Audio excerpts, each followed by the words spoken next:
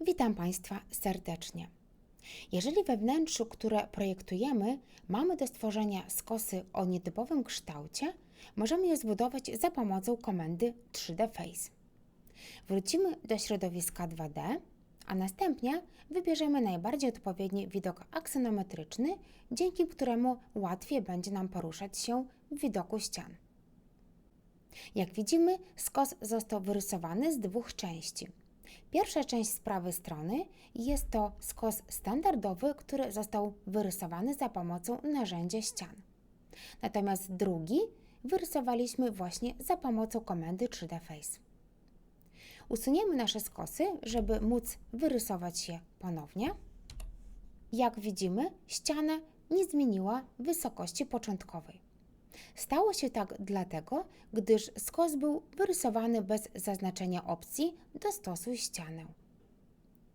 Następnie wchodzimy w narzędzie ściany, w zakładkę skosy, wskazujemy ścianę, która nas interesuje. Odznaczymy opcję Dostosuj ścianę, gdyż okien w skosie wstawiać nie będziemy.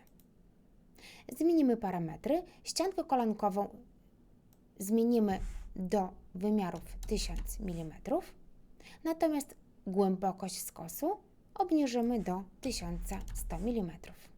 Kąt wygenerował nam się automatycznie, natomiast oprócz tego skorzystamy również z odsunięcia skosu od lewego narożnika ściany.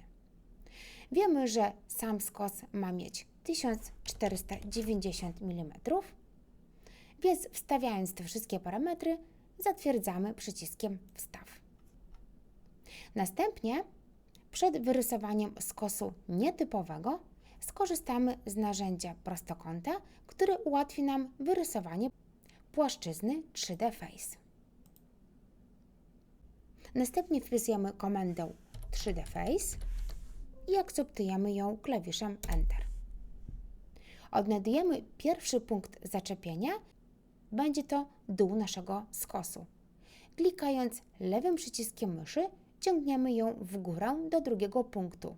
Również klikamy lewym przyciskiem myszy i rozciągamy do trzeciego punktu, również zatwierdzając lewym przyciskiem myszy. Kończymy rysowanie naszego obrysu, klikając 2 razy prawym przyciskiem myszy.